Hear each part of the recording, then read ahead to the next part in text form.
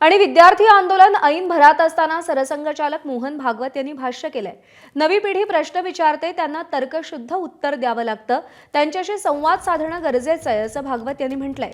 तरुणांना आदेश देऊ नका, सहमती दर्शवणं गरजेचं आहे असंही त्यांनी म्हटलंय।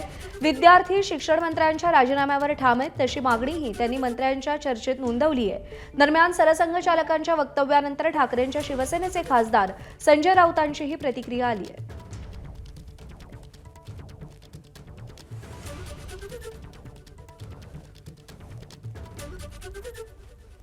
नई पीढ़ी प्रश्न पूछती है, उनको तर्क बताना पड़ता है।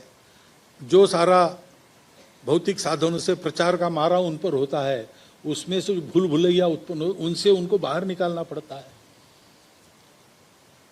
तो एक तो बहुत अधिक अपनापन देने की जरूरत है, समय देने की जरूरत है और संवाद करने की जरूरत है। डिक्टेशन नहीं, डिस्कशन, ऑर्डर नहीं, कॉन्सेंसस। हम कुछ उनको बताएंगे कि नहीं, तो हम सीखेंगे कि नहीं, हम ही जानकारी लेंगे कि नहीं, ये करना पड़ेगा। उसके आधार पर उनकी जिज्ञासाओं का समाधान करना पड़ेगा। जो हम उनको बताएंगे वो अपने जीवन में उनको दिखना चाहिए। अभी ऐसा नहीं मानेगी नई पीढ़ी, जो आप कर रहे हो वो बोलो। वो तो बड़ा वो विश्लेषण करते हैं।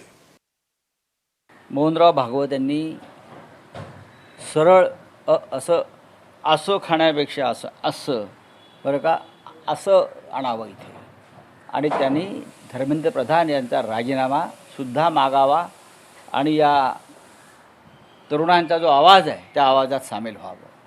त्यांनी थेट राजीनामा मागावा।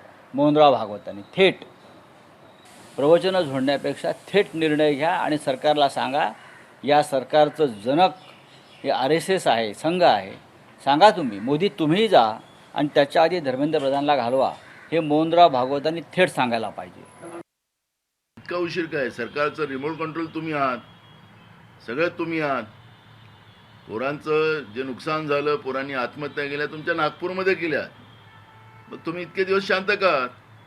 आणि म्हणून राम मंदिरांचा चंदा आणि चंद्याच्याच गोळामध्ये तुम्ही राहिलात, हे आता त्याच्यातून सिद्ध झालेलं आहे। इतक्या दिवसानंतर तुम्ही बोलतात, तर तुमच्या बोलण्याला अर्थ काय, हा प्रश्न या निमित्ताने निर्माण झालेला आहे।